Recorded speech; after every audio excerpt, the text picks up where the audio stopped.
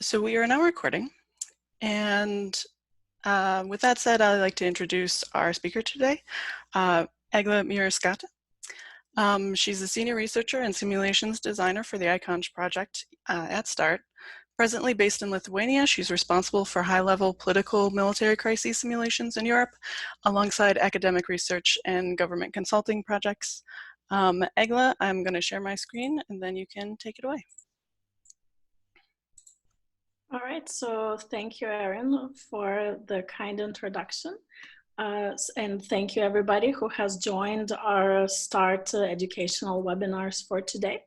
Over the next half an hour or so, roughly, I have prepared some 20 slides to present the findings of a report about the foreign fighters in Ukraine, which I have done for the Vilnius Institute of Political Analysis as one of my consulting projects. So we can start with the outline of the presentation.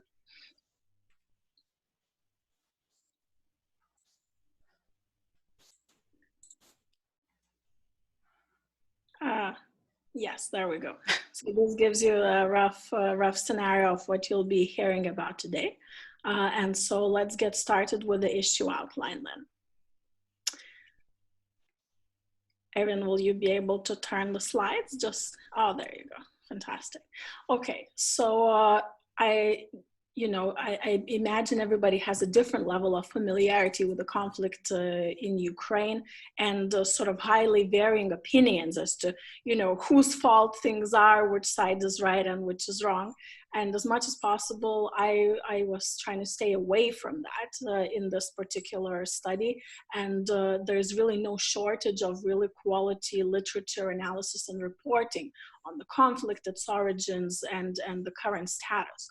Why the issue that was of utmost interest to me is that in the face of rising violent extremism, including a growing number of lone wolf fighters in Europe, there have been a number of big stories coming out about Ukraine as being the next Syria or Iraq for Europe.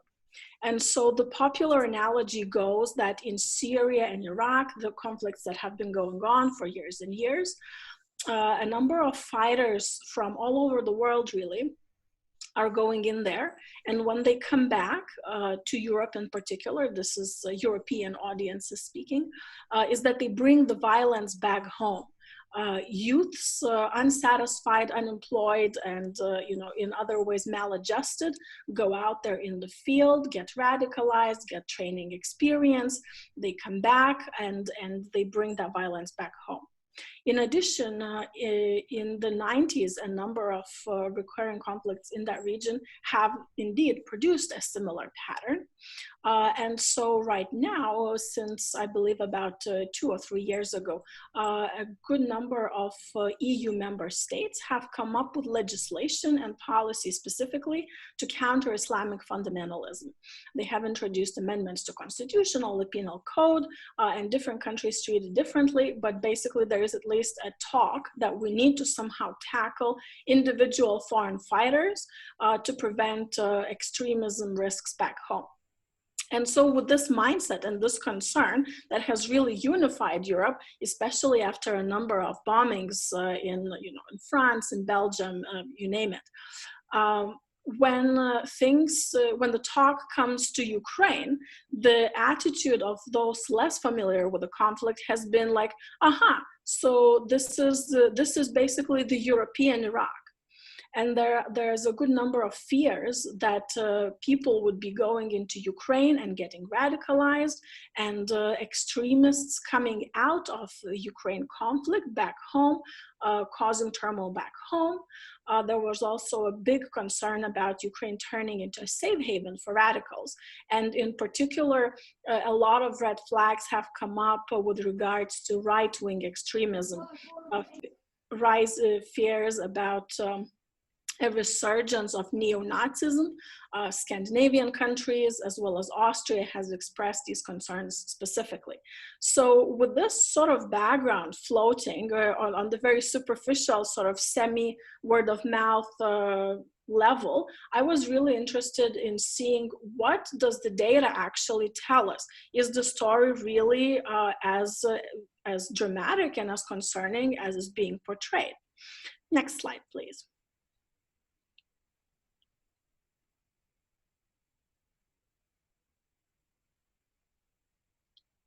So in terms of the scope for the study, these were my two main questions. I was trying to understand the motivation that is driving people to go fight in Ukraine, and as much as possible to find out, so are those fears about them turning extremists upon return, are they true? What are the common patterns? What happens to these people when they go out of the conflict? Understanding that you know, despite a number of attempts at settlements, it is pretty much still an active field. The data is coming in with considerable delay and quite limited accuracy. So with that, what I've decided to look at, armed fighters only. So basically no humanitarian workers, no protesters, no journalists, only the people that have specifically gone there to wield weapons in one way or another. I have also not been looking at mercenary companies, and there has been a good deal written about those, particularly supporting the Russian side. So looking at basically what else, what other fighters, what other people are there. Significantly, I was looking at both the statistics and interviews with people on both sides. So people who fought on the side of Russia and on the side of Ukraine. I thought this would be most helpful in really scoping the problem and trying to avoid the bias and finger pointing that only fighters for one side or the other side share some traits of concern, especially given how differently these traits tend to be viewed in different countries. So the study draws on a good number of in-depth interviews with fighters who have come back, fighters from the Baltic states, from Scandinavia, and from the Balkans. Also, I was able to make use of a good amount of quantitative data. So people systematizing casualty and injury reports through open sources, as well as a number of media case studies offering in-depth profiles of the fighters. Significantly also, specifically because of the lack of reliable data, I was not looking at parties local to the conflict. So as the study suggests, foreign fighters, that means only foreigners. So no Ukrainians and no Russians. Next slide, please. So here's some statistics to get us started. Over the study that was completed in mid-2019, and basically since the start of the conflict in 2014, over the 5 years that I was able to gather data from, it turned out that only up to 2,000 foreigners were present in there, but their origins were like really broad in scope all over the map, 54 different countries, places like Australia and New Zealand. Most of these fighters have come after the 2015 ceasefires have already been signed, and significantly, what I'll be hammering on and on throughout this presentation, absolute majority were hooked through social media one way or another. They had acquaintances that attracted them there. They followed profiles of popular fighters and got hooked on the media feed. And also what I found through statistical analysis is that basically any country you take, fighters have come to support both Ukraine and Russia from any country. Even Lithuania, the country where I'm from and which is spearheading the efforts to support Ukraine very publicly in diplomacy, we also have several fighters supporting the Russian side. So really, again, just the scoping of looking at both sides of this problem turned out to be particularly important. Next slide. So here is that data presented to you visually. These are relatively low numbers when you think about it, compared to, let's say, Syria or Iraq, where we're talking, 10, 20,000 people or more. But as events in Western Europe have shown, sometimes all it takes is one radical. So let's take a deeper look. What is the real situation there? We have identified the following units that include foreign fighters on both sides of the conflict. So some of them are better known, like the Wagner Brigade or the International Brigade. However, it is also important to notice that fighters coming from the former Soviet bloc, regardless of which side they have joined, sometimes could have gone unnoticed because of their considerable Russian language proficiency. They could have blended into other units as well. And so the statistic, in theory, it is possible that the number 2,000 is also a little bit underreported, but with the current data availability, there's just simply no way to improve that statistic. This was the best I was able to find. Next slide, please. So in terms of looking at these fighter profiles, I basically categorize them in 4 big groups that I will describe to you in turn. And really, you will see that basically leanings on both sides of political spectrum, civilian and military, different nations, different income levels, they show up throughout these clusters. So it was really not a straightforward fit. But to make sense of these categories, I think help make sense of the real situation and sort of filter out potentially problematic cases and also bust some myths about the problems there. So let's get started with the veterans category, please. In this category, there were basically fighters who have direct experience in their lifetime, personally, fighting in a war against either Russia or against Ukraine. So people who have come to support Ukraine, there were a good number of Georgians, lots of grievances from the 2008 Russian incursion into their territory, lots of Chechen expats who have spread out through Europe after the First and Second Chechen War. Many have come back together even under the same leadership, specifically to refight Russia, to have another chance at getting even with them. On the pro-Russian side, there were a good number of Serbs, particularly bitter about NATO's treatment of Kosovo. A number of Spaniards feeling that they owe a debt of gratitude for Russia supporting them basically back in the Spanish Civil War. And also a good number of Moldovans from Transnistria, a minority worth distinguishing because of the particularly active Russian information campaign on the territory. So these are very experienced fighters, probably not, well, sometimes they were part of the regular military, but basically they had guns, they had fighting experience, and they had a real axe to grind.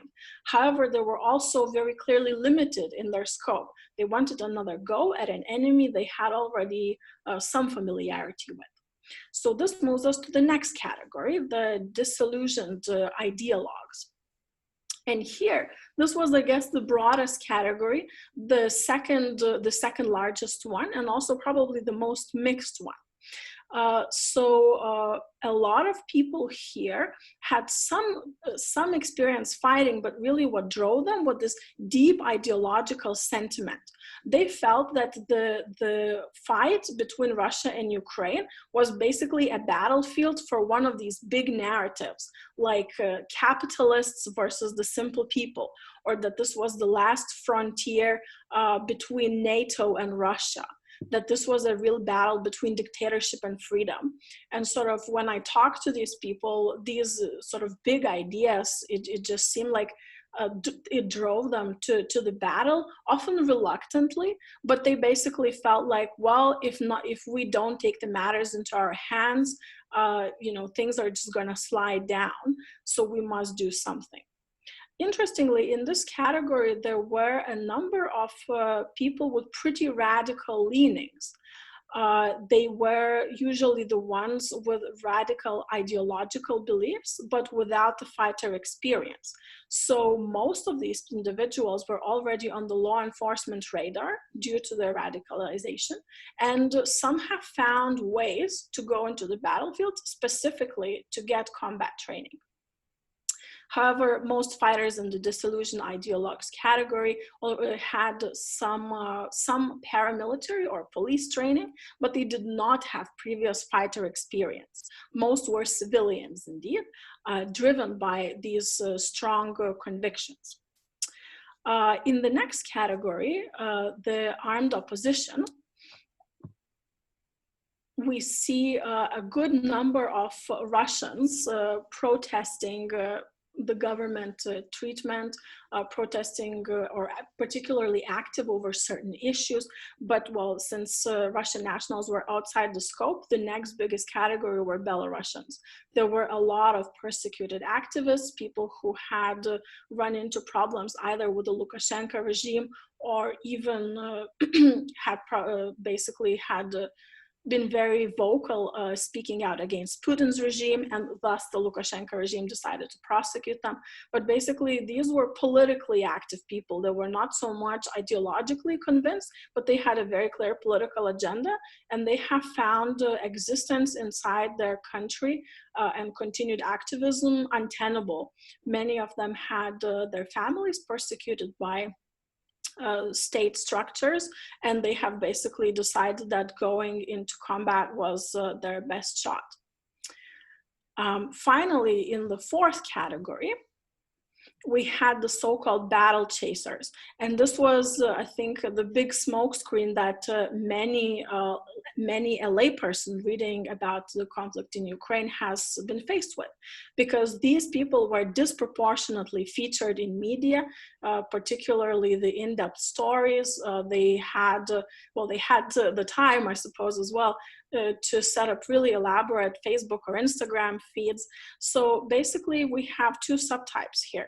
One is experienced individuals rotating from conflict to conflict as a way of life. So I wouldn't categorize them as mercenaries because they are not part of an organized unit. They move as an individual, and they seem to join whichever side or battle across the globe that seems to best fit their current interests. Basically adrenaline junkies, but with really good skills. But then the other category was the inexperienced civilians who were curious to taste the battle. And again, many that I have interviewed in this category spoke in terms of, this cushy Western life gives a man no chance of tasting the real danger of, trying themselves out under difficult circumstances. And so many have come to Ukraine to basically seek battle glory, again, misled by these Facebook posts, by the media, by these highly glorified portrayals of what it is like. And while many have been filtered out by the recruiters and did not even make it to the field, those who did, no small number got injured very quickly and were sent back. But then also a good portion were basically just left on their own accord when they realized that sitting in a cold trench and subsisting on not very much food is not as glorious in practice as it might seem in a Hemingway novel or in a Vice magazine op-ed. So these are the four categories. Then next slide, please.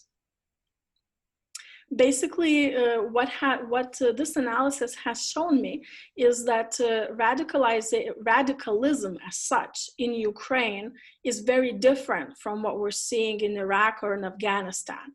So basically drawing on the Middle Eastern conflict experiences, people expect to see fresh, innocent minds arrive to Ukraine and go out hardened by battle, by ideology, etc. But that just turned out to be not the case at all. So first of all, there was no identified presence of international organized terrorist cells in Ukraine, as far as open source intelligence can identify. So the second most important factor is that the people who were radical beings, and often very vocal at that, and have made their way to Ukraine have had very radical leanings before that. So it is not the conflict that radicalized them, but as I have mentioned, they have come to see combat experience, which is very different to the standard Middle Eastern story. Another significant difference is that in Ukraine, most of this combat is happening through guerrilla tactics. It's forest warfare, and it's long sieges. It's not suicide missions like what we're seeing in the Middle East. So again, the training that these people are getting and the experiences that they're having is very, very different. And indeed, again, based on the interviews and based on some other studies that I was able to find on the fighters returning from Ukraine, most people who have actually seen battle have come out of it in Ukraine with much more moderate views. Having seen that phenomena where, you know, sometimes their compatriots would join a brigade on the opposite side of the fight, having seen that the fight is not as glorious and it's actually really difficult under these circumstances, most have really started talking in terms that, well, we don't really know whose side the truth is on. We see that these terms are all very flexible, and really, so this myth of radicalization in Ukraine, the facts are completely busting it. Yes, there are some radicals, but they're not happy. It is not due to Ukraine that they are radical. And if anything, that conflict has actually managed to moderate the views of some hardliners. Next slide, please. The other popular myth was concerning recruitment risks. And that was a more complex story that I found in Ukraine. So what I have found is because social media has been such a huge channel and magnet to attract the fighters to this conflict, is that while the fighters were on the field, they did indeed serve as heroic examples to others, promoting the conflict further. However, this sort of recruitment was shall we say, an externality. It was often not their own attempt to encourage other men or women to come join the fight. It was either the media portrayal or simply they were sharing moments of their life, sharing pictures, and others got their own ideas about what that means. There were even cases of fighters on the field inspiring self-radicalization. I think that's probably the most concerning bit of all. However, returning fighters, which was basically the focus of the study, right, the outcomes for them, there were basically no cases reported where they would attempt to involve others to go and fight in the field. No cash collections, no recruitment marches, no cell meetings. Indeed, most returning fighters were fatigued and quite disillusioned with the war, so they were really not a recruitment risk at all. Again, another myth busted. Next slide, please. The third concerning aspect was about that these fighters, upon return to their country, might pose a latent insider threat. And there is, again, there seems to be some truth to this matter. So first of all, they are a potential and remain a potential intelligence source about the situation in their home country. How much of a risk or of a problem that is, it is probably only time that can tell. However, a number of these fighters have already been employed as a spearhead of disruptive action.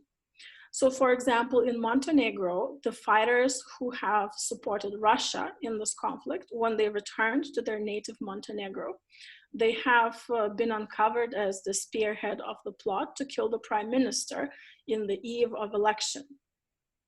In Slovakia, a number of journalists who were also supporting the Russian side were intimidating their fellow journalists and where there was a police injunction against them. So there are cases like that are actually, these threats are materializing. And in terms of the profiles of people involved in these incidents, they most closely fit the disillusioned ideologues category. So this is sort of the matching of the theory and practice where we can see some results from the study. Next slide, please. Let me very briefly run through some of the more common state approaches to returnees.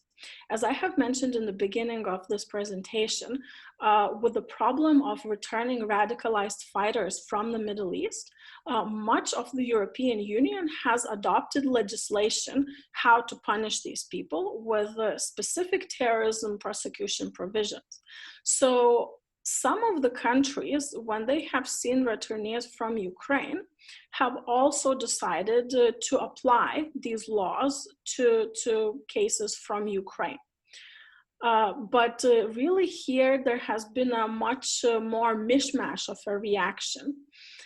So for example, the UK and Italy have tried to take on this approach of any conflict is equivalent. So, you know, what we do with people from Iraq, we do with the people from Ukraine.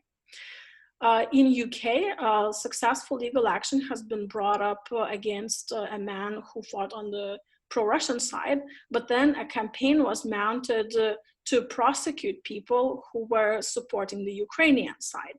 And a man, Chris Garrett, some of you may or may not be familiar with him, he was a very prominent fundraiser for the Ukrainian side.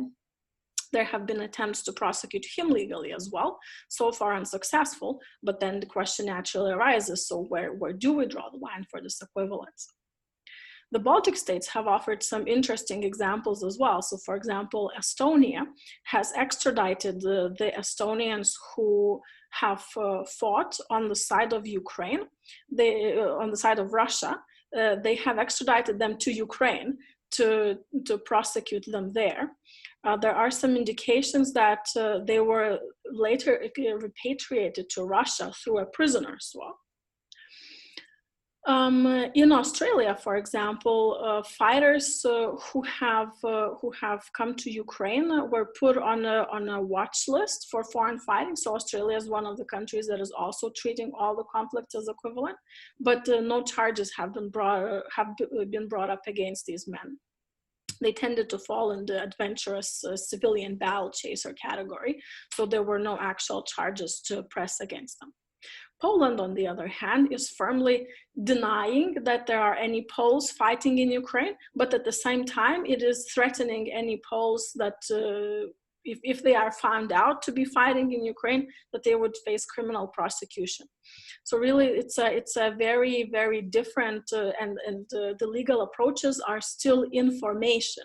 So it is important for the states, I believe, to take a more firm stand on this. Next slide, please. So in terms of the fates of these returning fighters, one of the most common outcome has been marginalization. And I have both heard this in the interviews that I've done and also read about this in the media reports, that particularly in countries like Scandinavia or Austria and Germany, where a number of very prominent radical neo-Nazis have gone into Ukraine to fight. Anyone else who has gone into Ukraine from that country has also been branded a neo-Nazi, regardless of which side they fought on. And they have received frequent visits from local authorities. They have found it difficult to find a new job. A number of them are considering and actively pursuing a change of identity, or at least a change of a country.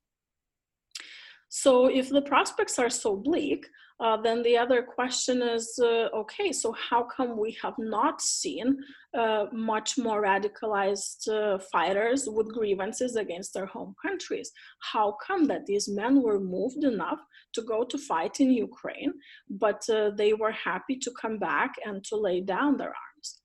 So one very clear delineation in terms of the scope of their fighting, especially among the more professional and capable men, was the decision to fight abroad.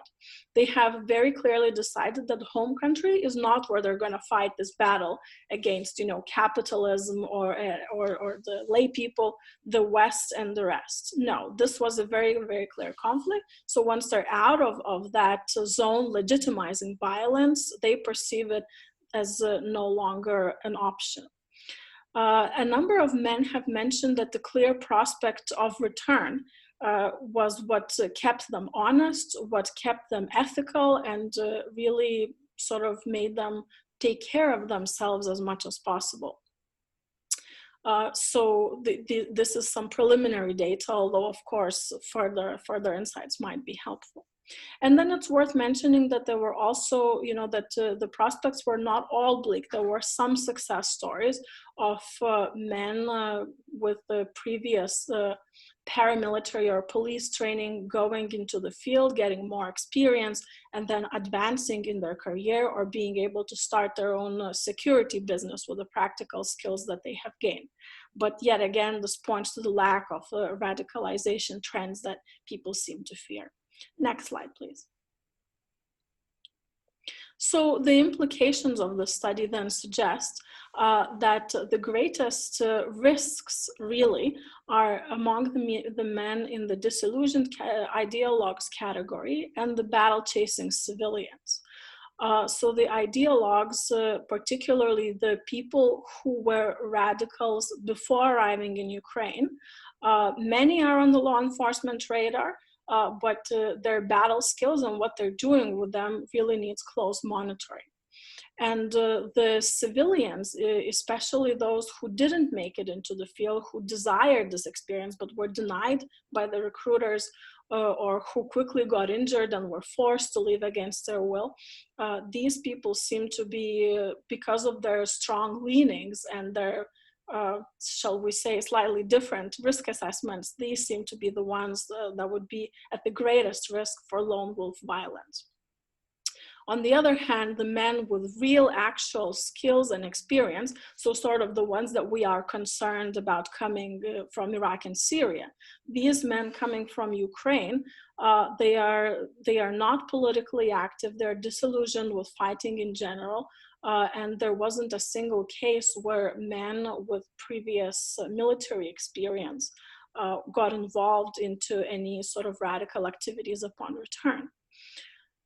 So in one of the conclusions, of course, is also that the Middle East is a very poor analogy for understanding the radicalization risks and the individual paths of people in Ukraine.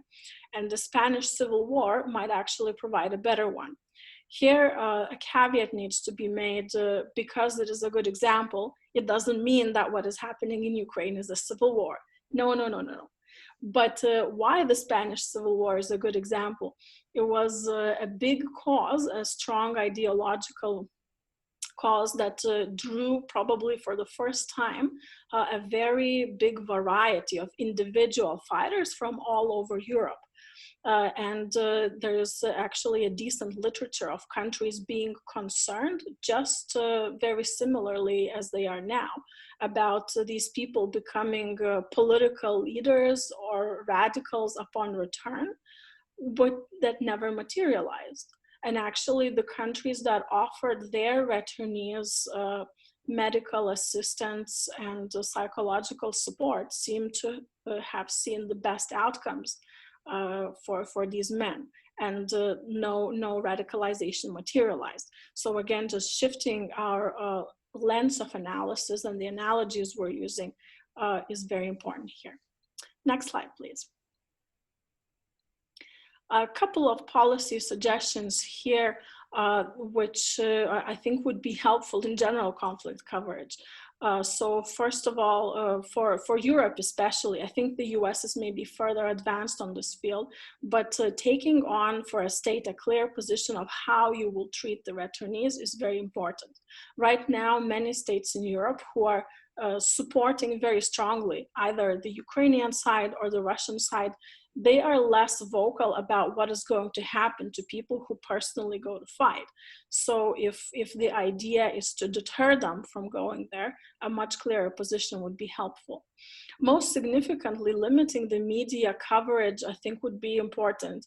And a good practice would be similar to that one covering suicides. So there, for example, you're allowed to report that a person has met an untimely end, but you are not allowed to report the means by which they did this. And it is compulsory at the end of the article to include phone numbers or emails or other contacts for potential helplines. So when covering war stories, all sorts of glorification should be avoided if possible. And even especially actually the pathways, how the man or woman have made their way to the battlefield should not be covered publicly. And at the end of the article, it would be advisable to list the helplines and hotlines available to people with organizations who deal with either de-radicalization or organizations who help veterans or similar resources available in the country.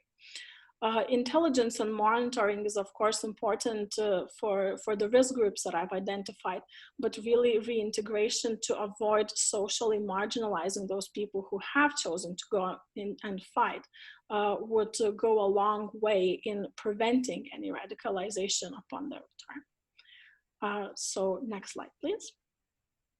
This concludes our presentation. You can see my contact details here. So I will open the floor now to the Q&A.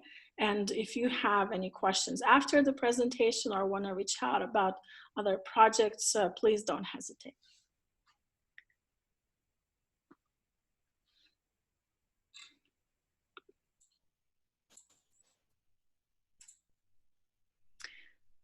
So I see that we have received one question while I was talking as to whether Jihad played any role in these foreign fighters. So it's an excellent question. In most cases, it did not. The only place where any sort of jihadi ideology has come up in the study was amongst some Chechen fighters. Who basically sympathized to particular sides of conflicts in the Middle East. But other than that, no, these were mostly people with, if anything, if the sympathies were anti-Western, they would have been of communist type, or they would have been of anti-globalist and highly nationalist type. So, for example, I was half expecting, when I was looking in the category of battle chasers, the experienced ones, I was half expecting to find men who would have gone to Syria or Iraq to have shifted to Ukraine as another adventure, another conflict to fight. And there weren't such examples except for the Chechens. But then again, it wasn't the jihadist cause that drove them there, it was the Chechen cause that drove them there. So I'm inclined to say no to that question, but with this Chechen caveat. Okay, so Erin is forwarding me more questions, and you, of course, are all free to do that as well. Give me just a moment to go over it. Italian foreign fighters. Okay, so indeed, most of the fighters from Italy were connected to the far-right parties.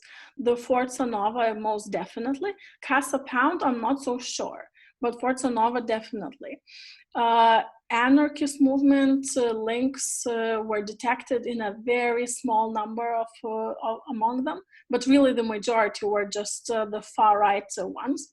Actually, quite a good number of them were connected to the parties actively in power in Italy right now.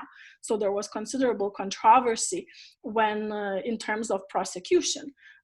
They were actually being prosecuted on terrorism charges for possession of weapons and explosives found in apartments, for schemes like maps and things like that.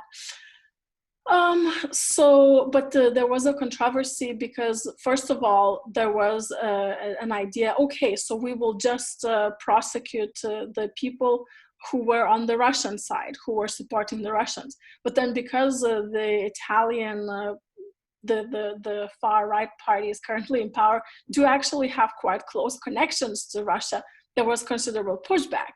So then one faction supporters were prosecuted, but supporters of another faction were not. So there was really no uniformity, even in Italy, in handling that, as far as I know. Okay, what else? What else do we see?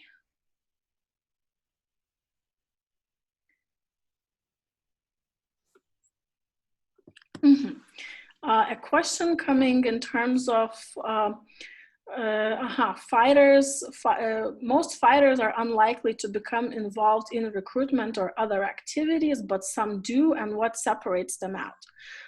Well, I think the categorization and the reasons why they go into the fighting is a pretty good indicator of what will likely happen upon their return. So as I have mentioned in the presentation, people in that disillusioned ideologues category, especially the radicalized ones who get training, they are the ones that you really should be concerned about. So in the case of the Montenegro, the plot to kill the PM in Montenegro, these people were known quite radical Russian supporters. They were on the radar, and they sort of instigated this plot, but were then traced down by the law enforcement. So it was not that hard to pick them out. And again, most of the general people who would come either from the veterans category or from the political opposition, those tend to come back from the front, unfortunately, out of steam. So in short, basically, the reasons that drive people to the conflict, even if self-reported, seem to be a fairly decent indicator of what they're likely to do with that experience. Another similar question about whether there were any instances of fighters recruited to join criminal organizations. I was not aware of that. With the caveat, I'm immediately thinking about Italy and Slovakia and Czech Republic, where people who were already party to criminal organizations have gone into the conflict. So, well, they were already part of them, they were not recruited, but now those organizations have some members who have fought in Ukraine. Agla? Yes. I'm actually getting more questions than I can, as fast as I could type, so, which is fantastic, I love that. So I might just ask you the questions that I'm getting this way, and then you can answer, we can kind of go back and forth. If you answer one from my chat and you can answer one from your chat. Okay. I think that would be working. But one question I have is, what social media platforms are we seeing these fighters use the most? Facebook and YouTube. Facebook is by far the biggest one. Okay, great. Do you have any more questions in your chat?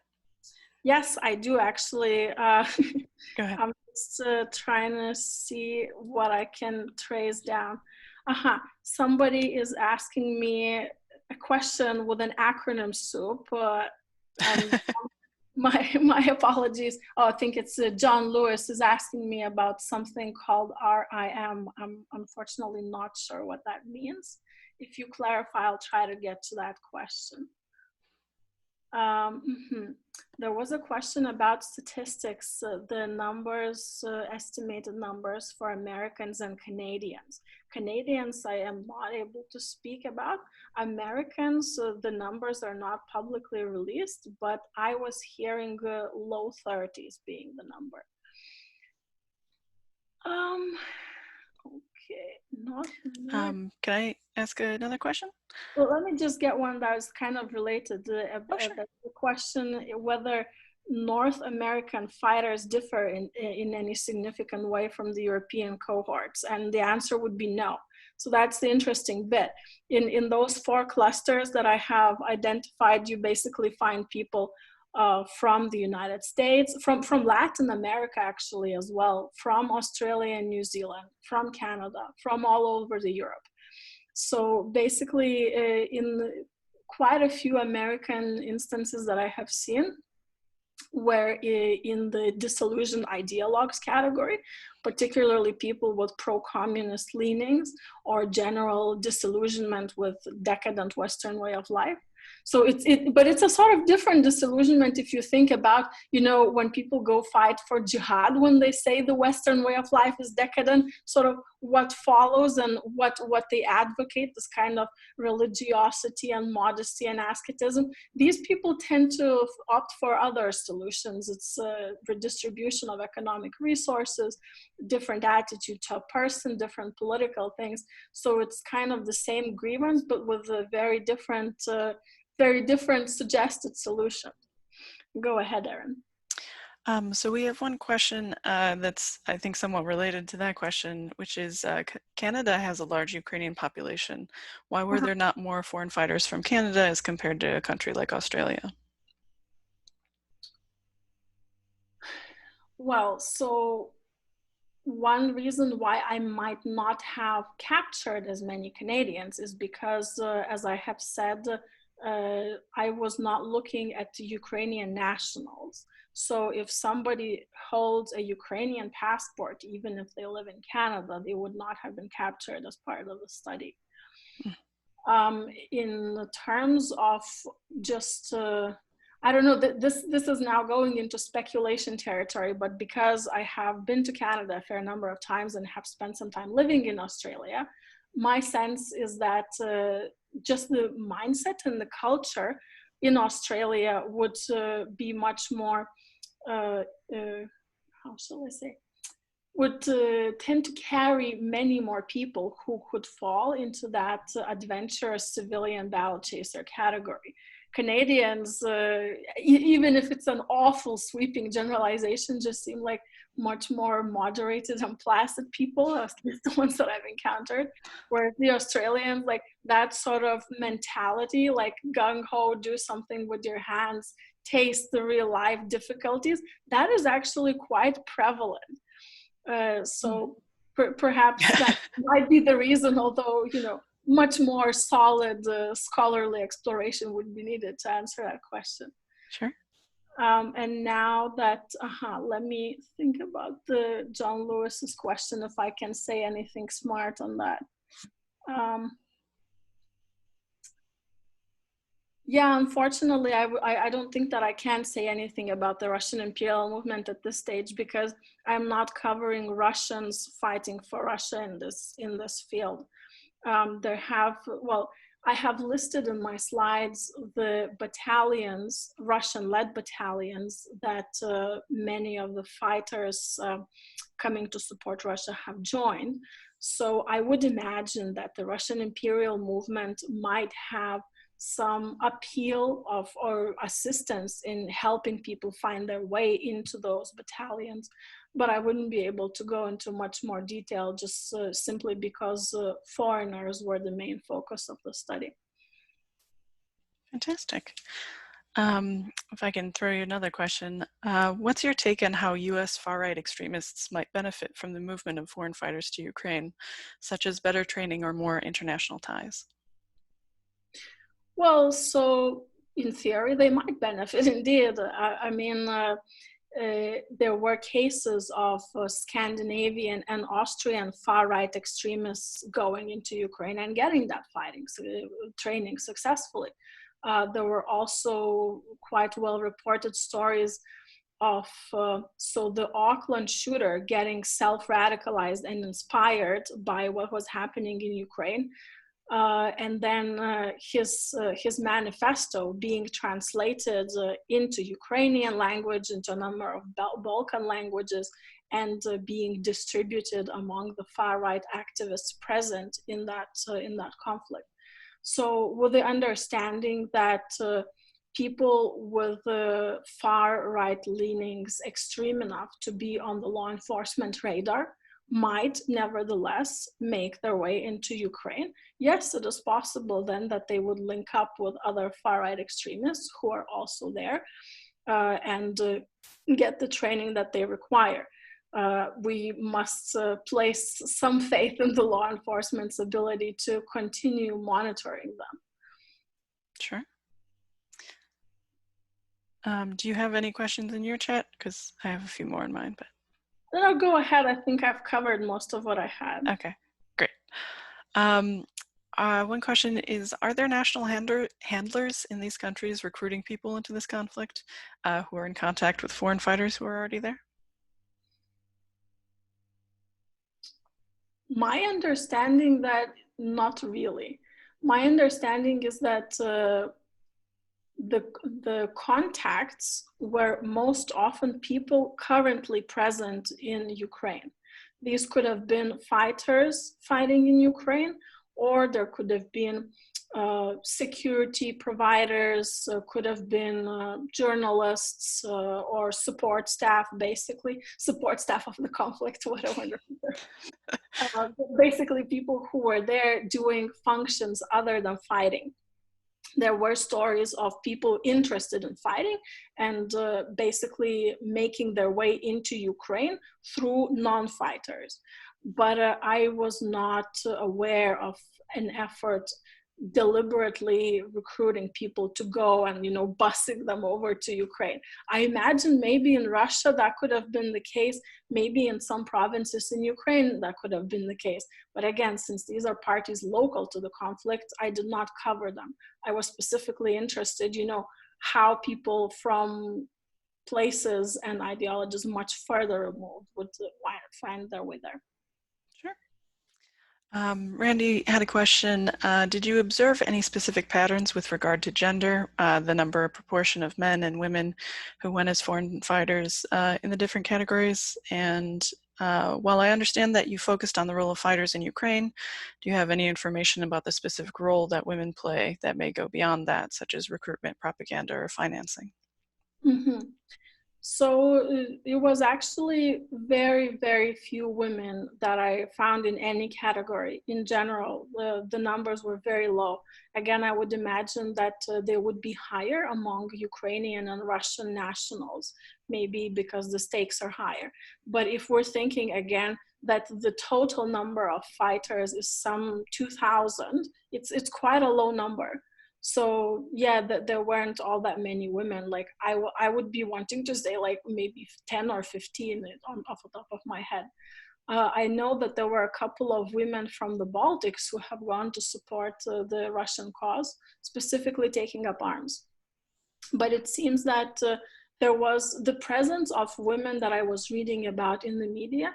It was mostly in the support roles. There was a good number of psychologists and counselors going in there, some medical staff, humanitarian activists. I have met some workers from Lithuania who regularly, once a month basically, deliver assistance to Ukraine. And that is both military assistance like night vision goggles, fighter drones, things like that, and medical supplies. And there are women among them as well, but not gun wielding fighters. Okay, great. I at least have one more question, which is perfect because we have 3 minutes left. Anna Maria is asking, although it's not what you're looking at, you mentioned the Chechens fighting on the pro-UA side, but the most interesting thing here is that they are fighting on both sides, also the pro-separatists. Oh, I think that was just more of a comment, but question again. So can you kind of talk more about the Chechens fighting the pro-UA side and kind of the pro-separatists? That's more of a comment than a question, I'm sorry, but if you'd like to respond to that, you're welcome to. Well, I think maybe reading about it in the paper would not be a bad place to start. There is much more statistics. I go into the details about the two main battalions for the Chechens, the one with the more religious sentiment and the one more just pure veterans coming out of there. Yeah, maybe that will give you a much clearer understanding. But yeah, I mean, there's been so much written just about the Chechen diaspora and the people who have come out of the Chechen wars and what has happened to them since. So the European diaspora has largely mobilized for this fight in Ukraine, but there were also some that have gone to fight into other conflicts in the Middle East as well before this conflict started. So if you're sort of following the Chechen line, maybe you would find some helpful references in the paper. And yeah, I guess thank you everybody for such active participation. I hope that this talk has enriched your understanding somewhat, or at least piqued your curiosity. I encourage you to read the paper. It's not that long. And shoot me an email with any other questions or comments that you might have. All right, great. Egla, thank you so much for speaking with us today. You're always fantastic whenever you show up and do anything at Start, so I really appreciate it. For everyone still listening, I have the link to Egla's publication in the chat right now, so you can click on that. You can also find that on the Start website. And I just sent you another link for the events page on our website. If you like this event, you might like our other events, so you're welcome to go there and check them out. Otherwise, thank you very much, everyone, and Egla especially. And everyone have a wonderful day. All right, thanks everyone. Bye. Bye.